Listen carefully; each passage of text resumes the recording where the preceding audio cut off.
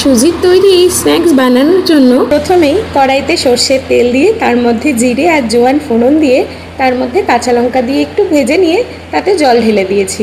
তারপর সেই জলের মধ্যে পরিমাণ মতো লঙ্কার গুঁড়ো আর লবণ দিয়ে দিয়েছি, আর দিয়েছি বেশ খানিকটা ধনেপাতা কুচি।